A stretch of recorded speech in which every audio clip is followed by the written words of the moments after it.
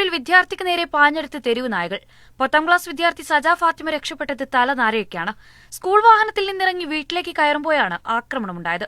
വീട്ടുമുറ്റത്തുണ്ടായിരുന്ന നായകളാണ് ആക്രമിക്കാൻ ശ്രമിച്ചത്. ഗേറ്റ് അടച്ച കുട്ടി സമീപത്തെ വീട്ടിലേക്ക് ഓടിക്കയറുകയായിരുന്നു.